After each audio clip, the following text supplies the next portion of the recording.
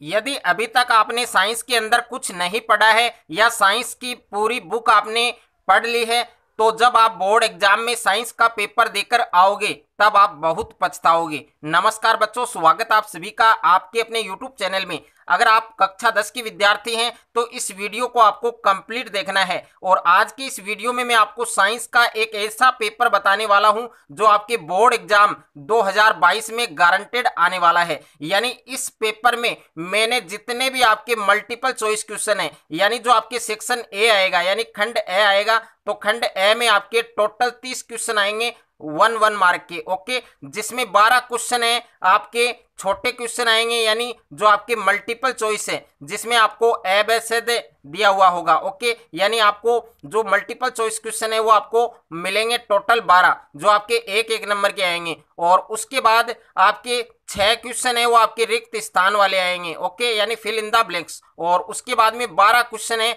उनका आंसर आपको या तो एक शब्द में लिखना है या एक पंक्ति में लिखना है। ओके, उसके बाद में देखिए जो आपके खंड ब आएगा, तो खंड ब में भी आपके यहां से क्वेश्चन नंबर 4 से क्वेश्चन नंबर 16 तक के मिलेंगे। ओके, जो आपके 2-2 नंबर के आएंगे। उसके बाद में खंड स आएगा, उसमें आपके 3-3 नंबर के आएंगे। और खंड द आएगा, उसमें आपके 4-4 नंबर के आएंगे। तो कंप्लीट पेपर है वो मैं आपको उत्तर सहित इस वीडियो में बताने वाला हूं। और ये जितने भी क्वेश्चन लिए हैं ये मैंने गारंटेड क्वेश्चन लिए हैं, वो क्वेश्चन लिए हैं जो आपके 5 अप्रैल के पेपर में आने वाले हैं। और ये क्वेश्चन मैंने उन अनुभवी अध्यापकों के द्वारा बनाया गया है। यानी ये पेपर है ये साइंस के केवल एक टीचर से नहीं बनाया गया है, बाकी 10-10, 12-12 टीचर से मैंने ये पेपर है ये बनवाया है। ओके, यानी काफी रिसर्च किया है। 10 साल के जो पीछे के पेपर हैं, जो मॉडल पेपर हैं, यानी पूरी बुक का जो निचोड़ है वो इस वीडियो में मैं आपको देने वाला हूं। यदि आपने ये क्वेश्चन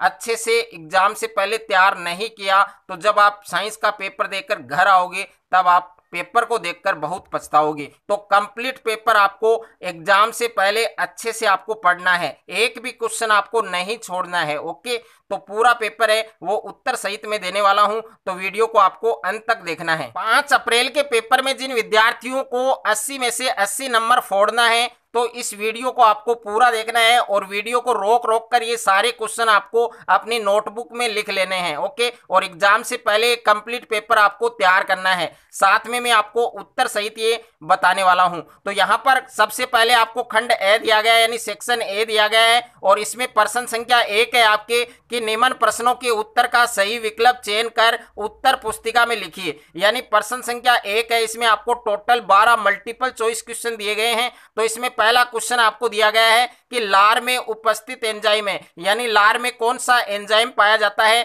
तो ए ऑप्शन में आपको लाइपेज दिया गया है, और ब में आपको टाइलिन दिया गया है, और स में आपको पेप्सिन दिया गया है, और द में आपको रेनिन दिया गया है। तो इस प्रश्न का जो करेक्ट आंसर है वो होगा आपके ऑप्शन नंबर ब, यानी टाइलिन। यानी लार में उपस्थित एंजाइम का नाम क्या होगा आपके टाइलिन। प्रश्न संख्या 2 है आपके कि कोशिका की ऊर्जा मुद्रा है, यानी the energy currency of the cell is. तो यहां पर ए ऑप्शन में आपको एटीपी दिया गया है, और ब में आपको आरएनए दिया गया है, और स में आपको डीएनए दिया गया है, और द में आपको एडीपी दिया गया है। यानी कोशिका की जो ऊर्जा मुद्रा है यानी एनर्जी करेंसी है वो क्या कहलाती है, एटीपी कहलाती है। तो ऑप्शन नंबर ए है आपके इस क्वेश्चन का करेक्ट आंसर होगा। यानी कोशिका की जो ऊर्जा मुद्रा है वो आपके एटीपी कहलाती है। और उसके बाद में प्रश्न संख्या 3 है आपके कि निम्नलिखित में से सौपोषी है, यानी सौपोषी का एग्जाम्पल है वो आपको बताना है। तो ए में आपको मनुष्य दे रखा है, ब में आपको फंपूत दे रखा है, स में आपको हरा सेवाल दिया गया है, और द में आपको अमरबेल दिया गया है। तो निम्नलिखित में से सौपोषी कौन सा होगा, इसमें अमरबेल। यानी इस प्रश्न का जो करेक्ट आंसर है वो आपके द ऑप्शन होगा। यानी सौपोषी का उदाहरण क्या है आपके अमरबेल। और उसके बाद में प्रश्न संख्या 4 है आपके, प्रश्न संख्या 4 है कि 2 तंत्रिकाओं के बीच खाली स्थान कहलाता है। तो 2 तंत्रिका कोशिका है, उनके बीच जो रिक्त स्थान होता है, जो खाली स्थान होता है, उसको हम क्या कहते हैं। तो ए ऑप्शन में आपको एक्सोन दिया गया है, ब में आपको न्यूरॉन दिया गया है, स में आपको सिनेप्स दिया गया है, और द में आपको दुर्मिका दिया गया है। तो इस प्रश्न का जो करेक्ट आंसर है वो होगा आपके ऑप्शन नंबर स, यानी 2 तंत्रिका कोशिकाओं के बीच जो खाली स्थान होता है, जो रिक्त स्थान होता है, उसको हम क्या कहते हैं, सिनेप्स कहते हैं। तो इस प्रश्न को आपको अच्छे से तैयार करना है। उसके बाद प्रश्न संख्या 5 है आपके कि प्रकाश का वेग न्यूनतम होता है। तो प्रकाश का वेग है वो न्यूनतम किस में होता है? ए ऑप्शन में आपके निर्वात में, ब में आपके जल में, स में वायु में और द में आपके कांच में। यानी प्रकाश का जो वेग है वो सबसे कम किस में होता है? कांच में होता है। यानी इस प्रश्न का जो करेक्ट आंसर है वो आपके ऑप्शन नंबर द होगा। और इस प्रश्न का एक एक्स्ट्रा ज्ञान लेने के लिए प्रकाश का वेग सर्वाधिक किस में होता है? निर्वात में होता है। और निर्वात में इसका मान कितना होता है? तो इसका एक प्रश्न है इस पेपर में है, जो आने पर मैं आपको अच्छे से बताऊंगा। ओके, तो यहां पर प्रश्न संख्या 6 आप देख सकते हैं कि समतल दर्पण यानी जो प्लेन मिरर है उसका आपको मैग्निफिकेशन बताना है, उसका आवर्धन बताना है।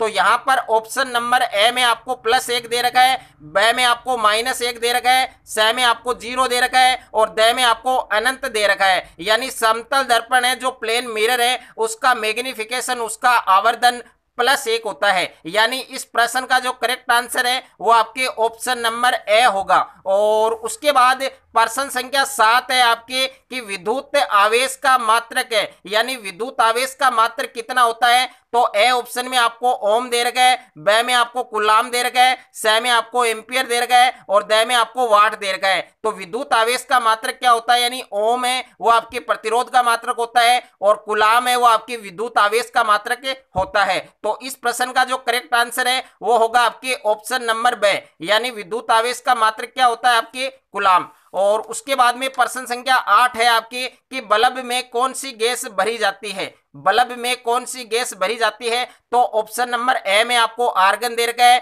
ब में आपको हाइड्रोजन दे रखा है, स में आपको नाइट्रोजन दे रखा है और द में आपको मेथेन दे रखा है। तो बल्ब में कौन सी गैस भरी जाती है? तो ए ऑप्शन है वो आपका इस प्रश्न का करेक्ट आंसर होगा। यानी बल्ब में कौन सी गैस भरी जाती है? आपकी आर्गन गैस भरी जाती है। और उसके बाद प्रश्न संख्या 9 है आपके कि स्थायी चुंबक बनाए जाते हैं, यानी जो परमानेंट मैग्नेट है वो किसके बनाए जाते हैं? तो ऑप्शन नंबर ए में आपके तांबे के, ब में नरम लोहे के, स में इस्पात के और द में आपके पीतल के। तो इस प्रश्न का जो करेक्ट आंसर है वो होगा आपके इस्पात के। यानी स्थायी चुंबक है जो आपके परमानेंट मैग्नेट है वो आपके इस्पात के बनाए जाते हैं। तो इसको भी आपको अच्छे से तैयार करना है। उसके बाद यहां पर इन क्वेश्चंस को आपको साथ साथ में लिखना है। उसके बाद में क्वेश्चन नंबर 10 है आपके कि साग सब्जियों का विघटित होकर कंपोस्ट बनाना किस प्रकार की अभिक्रिया है? तो ए ऑप्शन है आपके उष्मा शोषी, ब में आपको उष्मा छेपी दिया गया है, स में आपको उपचयन दिया गया है और द में आपको अपचयन दिया गया है। तो साग सब्जियों का विघटित होकर कंपोस्ट बनाना किस प्रकार की रिएक्शन है? उष्मा छेपी रिएक्शन है, यानी उष्मा छेपी अभिक्रिया है। तो इस प्रश्न का जो करेक्ट आंसर है वो होगा आपके ऑप्शन नंबर ब। और उसके बाद प्रश्न संख्या 11 है आपके कि किसी उदासीन विलयन में पीएच का मान क्या होगा? यानी उदासीन विलयन के लिए पीएच का मान कितना होता है? अम्लीय विलयन के लिए पीएच का मान है वो 7 से कम होता है और क्षारीय विलयन के लिए पीएच का मान 7 से ज्यादा होता है। और जब उदासीन विलयन हो तो पीएच का मान क्या होगा? तो ऑप्शन नंबर ए में आपको 14 दे रखा है, ब में आपको 0 दे रखा है, स में आपको 5 दे रखा है और द में आपको 7 दे रखा है। तो इस प्रश्न का जो करेक्ट आंसर है वो होगा आपके ऑप्शन नंबर द। यानी कोई उदासीन विलयन है जो नेचुरल सॉल्यूशन है तो उसका पीएच मान है वो कितना होगा? 7 होगा। तो इस प्रश्न का करेक्ट आंसर है वो आपके ऑप्शन नंबर ड होगा। उसके बाद में प्रश्न संख्या 12 है आपके सीसा एवं टिन की मिश्र धातु को कहते हैं। तो सीसा और टिन की जो मिश्र धातु होती है उसको क्या कहा जाता है? ऑप्शन नंबर ए में आपको अमलगम दे रखा है, ब में आपको सोल्डर दे रखा है, स में आपको कांसा दे रखा है और द में आपको पित्तल दे रखा है। तो सीसा और टिन की जो मिश्र धातु है उसको हम क्या कहते हैं? सोल्डर कहते हैं। तो इस प्रश्न का जो करेक्ट आंसर है वो होगा आपके ऑप्शन नंबर ब। यानी सीसा और जो टिन है उसकी मिश्र धातु को क्या कहा जाएगा? सोल्डर कहा जाएगा। और उसके बाद में प्रश्न संख्या 2 है आपके रिक्त स्थानों की पूर्ति करो। तो इसमें आपको टोटल 6 क्वेश्चन दिए गए हैं। यहाँ पर पहला क्वेश्चन है आपके कि आयोडीन की कमी से होने वाला रोग तो आयोडीन की कमी से होने वाले रोग को गलगंड रोग, घेंगा रोग या गोइटर रोग कहते हैं। यानी इसके 3 नाम मैंने बताए हैं, जो नाम आपको अच्छा लगे वो आप लिख सकते हैं। ओके, यानी घेंगा, मैं यहाँ पर घेंगा लिख रहा हूं और मैंने आपको 3 नाम बताए हैं कि आयोडीन है उसकी कमी से होने वाला रोग, यानी घेंगा रोग कह सकते हैं, गलगंड रोग कह सकते हैं या गोइटर रोग कह सकते हैं। तो मैंने यहाँ पर तीनों में से एक नाम लिखा है, आपकी मर्जी है, जो नाम आपको अच्छा लगे वो आप लिख सकते हैं। उसके बाद में प्रश्न संख्या 2 है आपके कि मां के रुधिर से भ्रूण को पोषण प्रदान करने वाली जो संरचना है, जो स्ट्रक्चर है, उसको हम क्या कहते हैं। तो मां के रुधिर से भ्रूण को पोषण प्रदान करने वाली जो संरचना है उसका नाम क्या है, अपरा।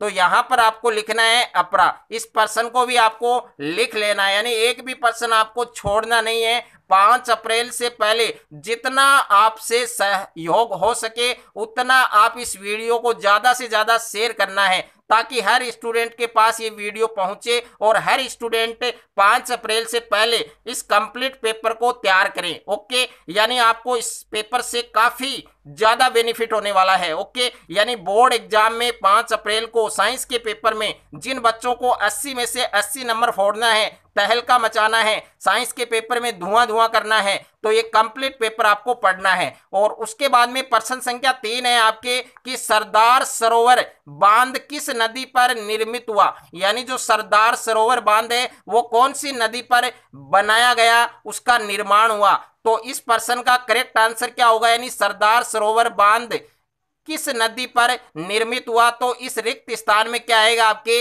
नर्मदा नदी। क्या आएगा, नर्मदा नदी। यानी नाम है, जो शब्द है वो आपको अच्छे से लिखना है। ओके, यानी नर्मदा नदी है उसमें निर्मित हुआ था। और उसके बाद में प्रश्न संख्या 4 है कि पृथ्वी पर अंतिम ऊर्जा का स्रोत क्या है। ओके, यानी जो पृथ्वी है उस पर अंतिम ऊर्जा का स्रोत क्या कहलाता है, सूर्य कहलाता है। तो इसमें आपको लिखना है सूर्य। ओके, और उसके बाद में प्रश्न संख्या 5 है आपके कि निर्वात में प्रकाश का वेग कितना होता है। तो निर्वात है उसमें प्रकाश का वेग सर्वाधिक होता है, जैसा कि मैं बता चुका हूं आपको ऑलरेडी। और प्रकाश का जो न्यूनतम वेग है वो आपके कांच में होता है। तो निर्वात में प्रकाश का वेग है उसका मान कितना होता है, 3 गुणा 10 की पावर 8 मीटर प्रति सेकंड। ये आपको ध्यान रखना है कि निर्वात में प्रकाश का वेग है वो आपके 3 गुणा 10 की पावर 8 मीटर प्रति सेकंड होता है। और प्रश्न संख्या 6 आपके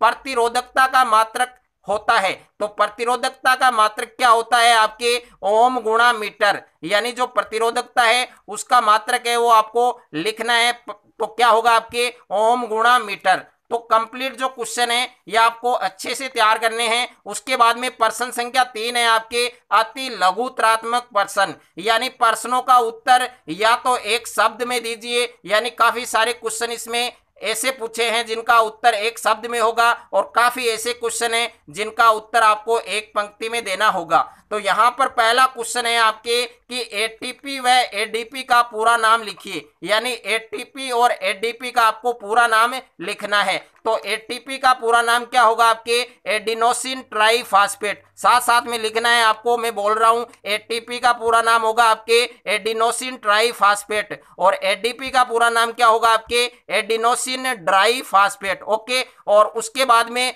प्रश्न संख्या 2 है आपके फलों को पकने में कौन सा पादप हार्मोन सहायक है। यानी जो फल है उनको पकाने में कौन सा पादप हार्मोन है वो सहायक होता है। तो उस पादप हार्मोन का नाम क्या है, इथाइलिन। ओके, ये नाम आपको सभी विद्यार्थियों को अच्छे से लिख लेना है कि फलों को पकने में कौन सा पादप हार्मोन सहायक होता है, इथाइलिन। बाद में प्रश्न संख्या 3 है आपके कि कोई 2 जीवाश्म ईंधनों के नाम लिखिए। यानी कोई 2 जीवाश्मी ईंधनों के नाम है वो आपको लिखने हैं। तो जिसमें पहला होगा आपके कोयला और दूसरा होगा आपके पेट्रोल। ओके, और प्रश्न संख्या 4 है आपके कि सीएफसी का पूरा नाम लिखिए। सीएफसी का पूरा नाम आपके क्लोरोफ्लोरोकार्बन है, और इसे हम फ्रियोन गैस भी कहते हैं, और ये आपके जो रेफ्रिजरेटर होता है उसमें भरी जाती है। ओके, और उसके बाद में 5वां प्रश्न है आपके कि किसी तार का प्रतिरोध किन किन कारकों पर निर्भर करता है। तो किसी तार का जो प्रतिरोध है वो आपके लंबाई पर,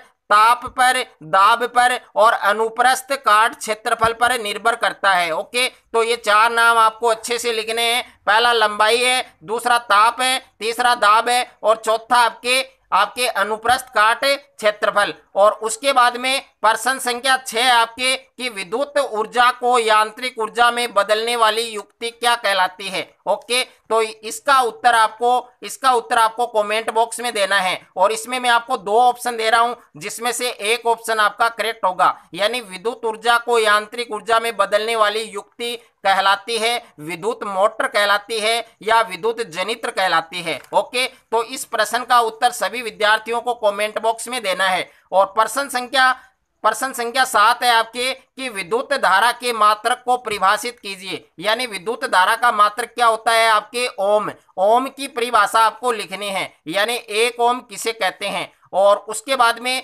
प्रश्न संख्या 8 है आपके विद्युत धारा द्वारा प्रदत्त ऊर्जा की दर का निर्धारण कैसे किया जाता है। यानी विद्युत धारा द्वारा प्रदत्त ऊर्जा की दर का निर्धारण है वो विद्युत शक्ति के द्वारा किया जाता है। तो इस प्रश्न में केवल आपको उत्तर जो लिखना है वो केवल विद्युत शक्ति लिखना है। ओके, यानी इलेक्ट्रिक पावर लिखना है। और उसके बाद में प्रश्न संख्या 9 है आपके पीएच स्केल को परिभाषित कीजिए। यानी अम्लता और क्षारकता की जांच के लिए जो उपकरण काम में लिया जाता है, जो स्केल काम में लिया जाता है, उसको क्या कहते हैं, पीएच स्केल कहते हैं। और प्रश्न संख्या 10 है आपके कि अपच का उपचार करने के लिए किस औषधि का उपयोग किया जाता है। तो अपच का उपचार करने के लिए किस औषधि का उपयोग किया जाता है, एंटासिड औषधि है उसका हम उपयोग है वो करते हैं। और उसके बाद में प्रश्न संख्या 11 है आपके कि धातु को उसके ऑक्साइड से प्राप्त करने के लिए किस रासायनिक प्रक्रम का उपयोग किया जाता है। यानी धातु को उसके ऑक्साइड से प्राप्त करने के लिए कौन से प्रक्रम का उपयोग किया जाता है। तो इसमें केवल आपको अपचयन लिखना है। ओके, यानी धातु को उसके ऑक्साइड से प्राप्त करने के लिए अपचयन जो रासायनिक प्रक्रम होता है उसका उपयोग किया जाता है। तो इस प्रश्न का जो करेक्ट आंसर है वो आपके अपचयन होगा। और उसके बाद प्रश्न संख्या 12 है आपके कि स्वादिष्ट व खस्ता पकोड़े बनाने के लिए किस सोडियम यौगिक का उपयोग किया जाता है। तो इस प्रश्न का सही उत्तर आपको कमेंट बॉक्स में बताना है। यदि आपको क्वेश्चन का आंसर नहीं पता है तो आप नो लिखकर मैसेज वो कर सकते हैं। इसका जो करेक्ट आंसर है वो आपको मैसेज या कमेंट या जो आपका ग्रुप है व्हाट्सएप ग्रुप उसके माध्यम से इस प्रश्न का करेक्ट आंसर आपको बता दिया जाएगा। यदि आपको पता है तो आपको कमेंट बॉक्स में बताना है। उसके बाद में पेपर में दूसरा जो सेक्शन दिया गया है आपको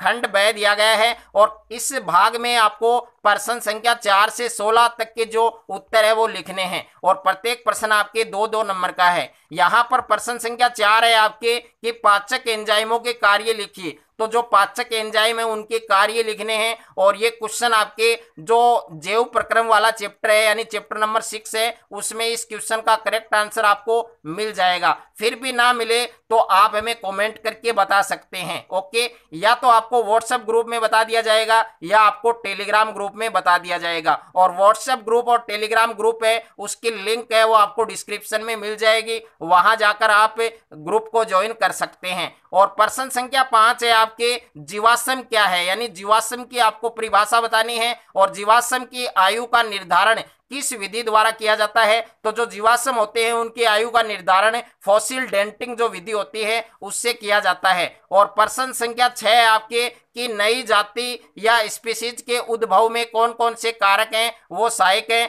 तो इस प्रश्न का जो करेक्ट आंसर है वो आपको चैप्टर नंबर 6 है उसमें मिल जाएगा, यानी चैप्टर नंबर 6 का एक क्वेश्चन है। और उसके बाद में प्रश्न संख्या 7 है आपके संपोषणीय विकास से क्या तात्पर्य है। तो इस प्रश्न का करेक्ट आंसर आपको चैप्टर नंबर 16 में मिलेगा। ओके, फिर भी ना मिले तो मैंने तरीका आपको बता दिया है, या तो आपको कमेंट करना है या आपको व्हाट्सएप पर मैसेज करना है। ओके, इसका उत्तर है वो आपको भेज दिया जाएगा। उसके बाद में प्रश्न संख्या 8 है आपके लेंस की क्षमता को परिभाषित कीजिए, यानी लेंस की जो क्षमता है उसकी परिभाषा आपको लिखनी है। और प्रश्न संख्या 9 है आपके ओम का नियम लिखिए। तो इसमें ओम का नियम आपको लिखना है और ये मैंने करवा भी रखा है, इस पर वीडियो भी आपको मिल जाएगा। और प्रश्न संख्या 10 है आपके 20 ओम प्रतिरोध की कोई विद्युत स्त्री 5 एम्पियर विद्युत धारा लेती है तो 30 सेकंड में उत्पन्न ऊष्मा है वो आपको ज्ञात करनी है। ओके, ये आपके चैप्टर नंबर 12 का क्वेश्चन है। तो चैप्टर नंबर 12 में ये क्वेश्चन आपको मिल जाएगा और फिर भी ना मिले तो आपको इसका जो करेक्ट आंसर है वो आपको बता दिया जाएगा। उसके बाद में प्रश्न संख्या 11 है आपके फ्लेमिंग का वामस्त नियम लिखिए। ये क्वेश्चन आपके चैप्टर नंबर 13 में मिलेगा। और उसके बाद में प्रश्न संख्या 12 है कि आयनिक यौगिकों का गलनांक उच्च क्यों होता है, यानी जो आयनिक यौगिक होते हैं उनका गलनांक उच्च क्यों होता है, तो इसका उत्तर आपको बताना है। और प्रश्न संख्या 13 है आपके रेडॉक्स अभिक्रिया किसे कहते हैं, यानी रेडॉक्स अभिक्रिया की परिभाषा लिखनी है। ओके, यानी ऐसी अभिक्रिया जिसमें अपचयन और उपचयन दोनों अभिक्रियाएं साथ साथ चलती हैं। ओके, तो उन्हें हम क्या कहते हैं, रेडॉक्स अभिक्रिया कहते हैं। और इसका एक उदाहरण आपको लिखना है। और उसके बाद में प्रश्न संख्या 14 है आपके लोहे को जंग से बचाने के 2 तरीके बताइए। तो ये आपके चैप्टर नंबर 3 का क्वेश्चन है। और उसके बाद में ये प्रश्न संख्या 15 दिया गया आपको मैट्रिक्स किसे कहते हैं, और यहाँ पर मैट्रिक्स का दूसरा नाम है आपके गैंग। ओके, और इसकी आपको डेफिनेशन लिखनी है। तो ये आपके चैप्टर नंबर 3 का क्वेश्चन है। और उसके बाद में प्रश्न संख्या 16 आपको दिया गया है कि एनोड पंख किसे कहते हैं। तो ये क्वेश्चन भी आपके चैप्टर नंबर 3 का है। ओके, चैप्टर नंबर 3 में ये परिभाषा आपको मिल जाएगी। उसके बाद में खंड 6 दिया गया है और खंड 6 में आपके प्रश्न संख्या 17 से 20 है, उनके आपको करेक्ट उत्तर लिखने हैं। तो ये आपके प्रत्येक प्रश्न 3-3 नंबर का है। ओके, तो इसमें प्रश्न संख्या 17 है आपके समय पोषी पोषण और विषम पोषी पोषण में आपको अंतर लिखना है। ये क्वेश्चन आपके चैप्टर नंबर 6 का है। और अथवा में प्रश्न दिया गया है प्रकाश संश्लेषण किसे कहते हैं। प्रकाश संश्लेषण प्रक्रम में होने वाली 3 घटनाएं हैं, उनका आपको वर्णन करना है। और उसके बाद में प्रश्न संख्या 18 है आपके समजात और समरूप अंगों को उदाहरण सहित समझाइए। और अथवा में प्रश्न है पादप हार्मोन क्या है, यानी पादप हार्मोन की परिभाषा लिखनी है। और तंत्रिका कोशिका है जो न्यूरॉन है उसका नामांकित चित्र बनाना है। और प्रश्न संख्या 19 है आपके चुंबकीय क्षेत्र रेखाएं किसे कहते हैं, और चुंबकीय क्षेत्र रेखाओं की कोई 4 विशेषता लिखिए। और अथवा में प्रश्न है विद्युत जनित्र का नामांकित चित्र बनाइए। और विद्युत जनित्र का जो सिद्धांत है, जो प्रिंसिपल है, वो आपको बताना है। और प्रश्न संख्या 20 है संयोजन और वियोजन अभिक्रिया है, उसको आपको उदाहरण सहित बताना है। ओके, यानी इनकी परिभाषा लिखनी है और इसके एक एक उदाहरण आपको याद करने हैं। अथवा में प्रश्न है विस्थापन और द्विविस्थापन अभिक्रिया को उदाहरण सहित बताइए। तो इसमें भी आपको परिभाषा याद करनी है प्लस एक एग्जाम्पल आपको तैयार करना है। उसके बाद में सेक्शन डी है यानी खंड द है। और खंड द में आपको निम्नात्मक प्रश्न दिए गए हैं 21 से लेकर 23 तक के। और इसमें प्रत्येक प्रश्न आपके 4-4 नंबर का है। यहाँ पर प्रश्न संख्या 21 है, इसमें आपको 3 क्वेश्चन दिए गए हैं। पहला क्वेश्चन है आपके नर व मादा हार्मोन के नाम लिखने हैं, यानी नर में कौन सा हार्मोन होता है और मादा में कौन सा हार्मोन होता है। और दूसरा प्रश्न है आपके मानव मस्तिष्क का नामांकित चित्र बनाइए। और तीसरा प्रश्न है हार्मोन और एंजाइम में अंतर लिखिए। तो ये क्वेश्चन आपके चैप्टर नंबर 6 में है। और उसके बाद में अथवा में प्रश्न है, इसमें पहला प्रश्न है कि पीनियल ग्रंथि द्वारा स्त्रावित हार्मोन का नाम लिखिए। और दूसरा है प्रतिवर्ती क्रिया और टहलने के बीच क्या अंतर है। और तीसरा प्रश्न है अंतःस्रावी और बहिःस्रावी ग्रंथियों में अंतर लिखिए। तो ये क्वेश्चन भी आपके चैप्टर नंबर 6 का है।